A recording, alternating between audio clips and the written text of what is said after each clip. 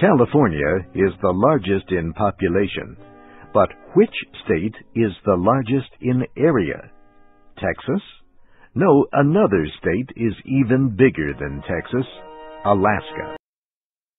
Alaska is a state of wild beauty. It calls itself the last frontier. Alaska is on the border with northwestern Canada.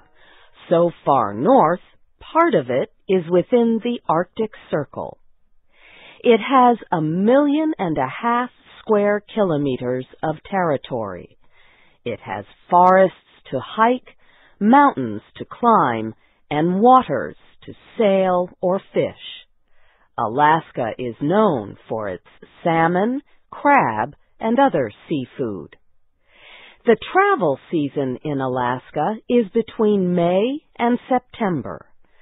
Some areas, especially in the interior, get surprisingly warm in the summer. The Alaska Climate Research Center says one rule has been found to work for most travelers in Alaska. Always be prepared for one season colder than the time you are traveling. This is true especially if you visit Alaska early or late in the travel season. Much of Alaskan life is shaped by ice and snow, especially in the Arctic North. Not surprisingly, then, climate change is an important issue for the state. September marked the end of what scientists call the melt season for Arctic sea ice. The National Snow and Ice Data Center in Colorado says the sea ice fell this year to the lowest levels since satellite measurements began. That was in 1979. If earlier ship and aircraft records are included, Arctic sea ice may have fallen by as much as half from levels in the 1950s. In September, Alaska Governor Sarah Palin signed an order establishing an advisory group within her cabinet.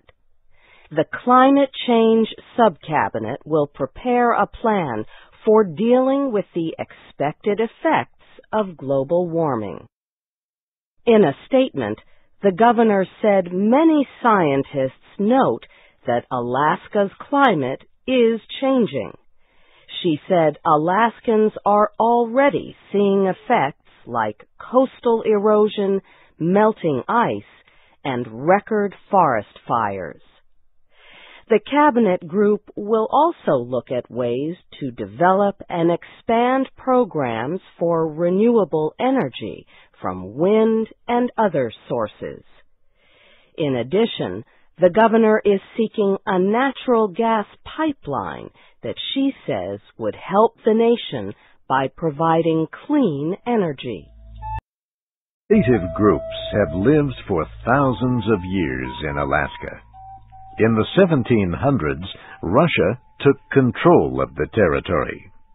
Alaska is just across the Bering Strait from Siberia. The Russians traded with the local people and brought animal furs back home to Russia to sell. Later, the Russians decided to sell the territory itself. The United States bought it in 1867 for $7 million. Alaska became a territory of the United States. The name came from Alyeska, an Aleut native word for great land. Many Americans did not think Alaska was such a great land. They did not think it had valuable resources. In fact, it was one of the best deals the United States ever made. Today, Alaska's biggest industries are oil production, tourism, and fishing. The state also has gold and copper mines and other mineral resources. Around 1900, gold was found in the Yukon area. Many people went to Alaska hoping to get rich in the Yukon Gold Rush. Most of them did not succeed.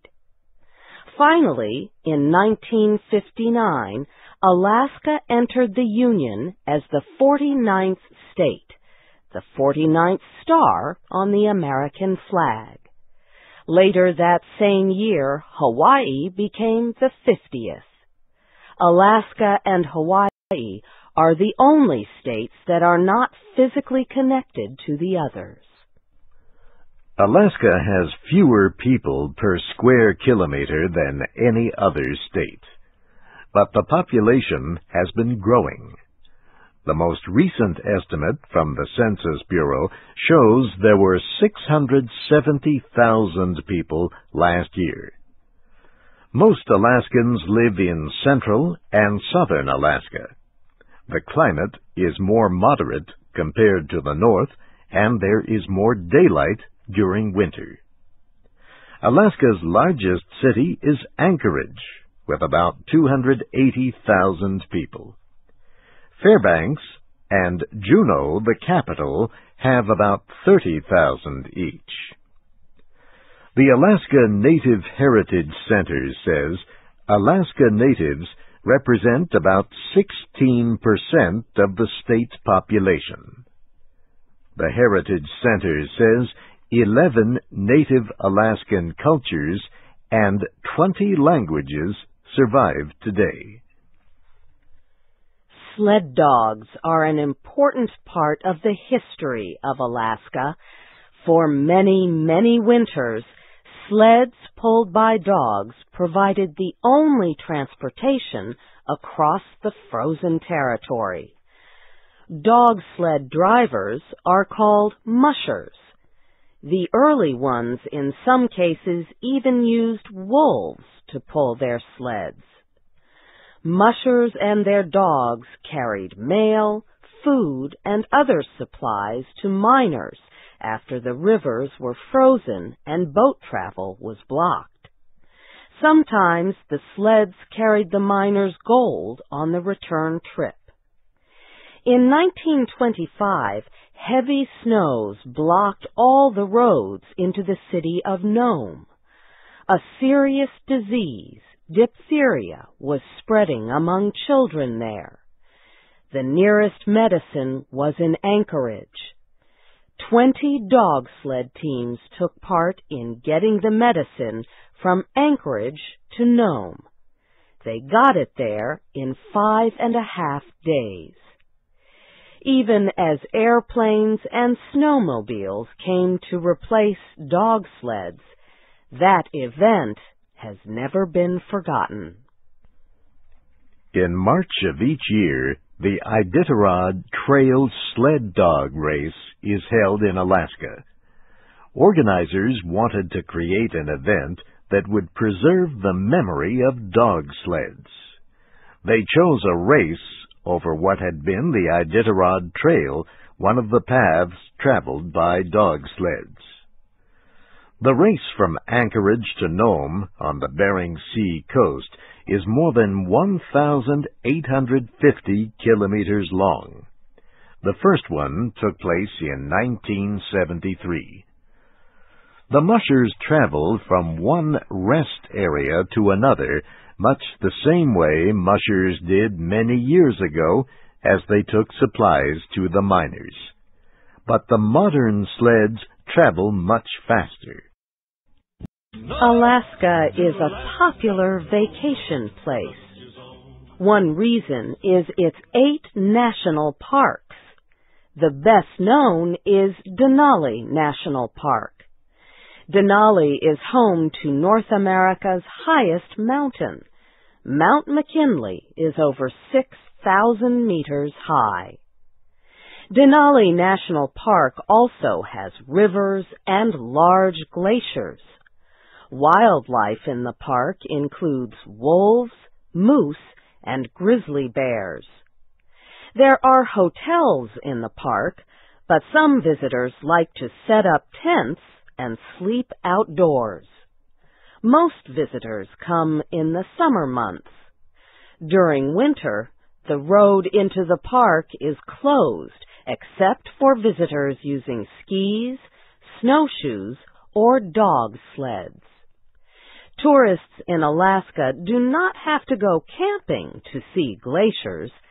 Many people go on cruise ships that sail past these slow-moving mountains of ice. Another way to experience Alaska is by train. There are railroad tours that are several days long. In 1973, the United States was facing a Middle East oil crisis. Congress passed legislation that President Richard Nixon signed into law to permit the building of an oil pipeline across Alaska.